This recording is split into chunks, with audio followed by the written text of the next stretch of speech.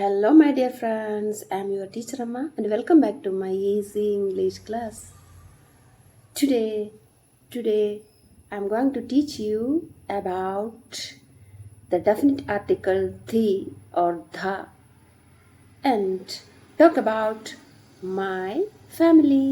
Let's go to the class.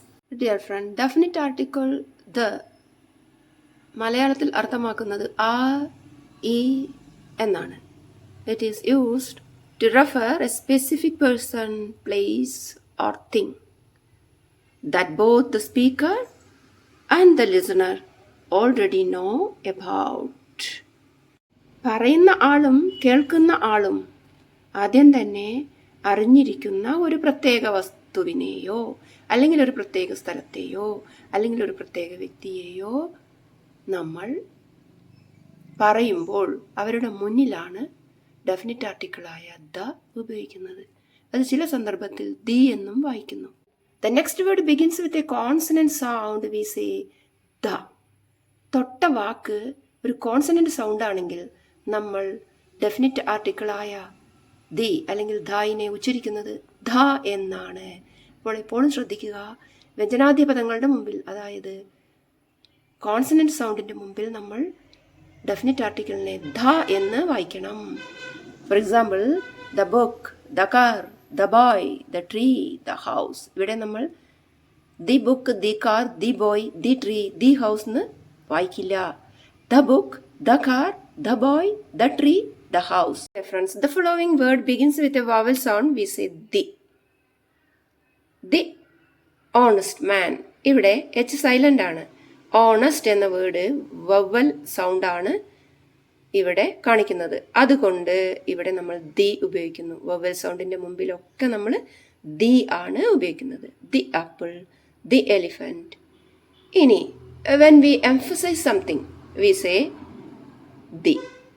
the best speaker, one of the best speaker.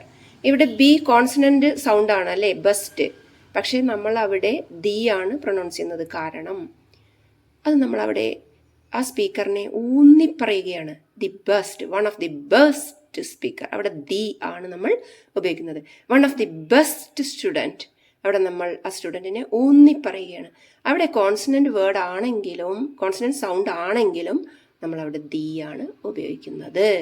Dear friend, I'm going to talk about my family. ഞാൻ എൻ്റെ കുടുംബത്തെക്കുറിച്ചാണ് പറയാൻ പോകുന്നത്. My family is very important to me. മറ്റെന്തിനേക്കാളും എനിക്ക് പ്രധാനം എൻ്റെ കുടുംബമാണ്. My family is very important to me. I am very close to my family. എനിക്ക് എൻ്റെ കുടുംബത്തോട് ഏറെ അടുപ്പമുണ്ട്. I am very close to my family. My mother is 86 years old. എൻ്റെ അമ്മയ്ക്ക് 86 വയസ്സുണ്ട്. She's a housewife. അവർ ഒരു വീട്ടമ്മയാകുന്നു. I have a son and a daughter. എനിക്കൊരു മകനും ഒരു മകളും ഉണ്ട്. My son is an engineer at Kochi. കൊച്ചിയിൽ എൻജിനീയറാണ് എൻ്റെ മകൻ. And my daughter is a medical student at Malabar medical college. Malabar medical കോളേജിലെ ഒരു മെഡിക്കൽ സ്റ്റുഡൻ്റ് ആണ് എൻ്റെ മകൾ. My husband is A retired sub engineer. എൻ്റെ ഭർത്താവ് ഒരു റിട്ടയർ ചെയ്ത സബ് എഞ്ചിനീയർ ആകുന്നു. Now I have 6 brothers and 1 sister. I have 7 siblings.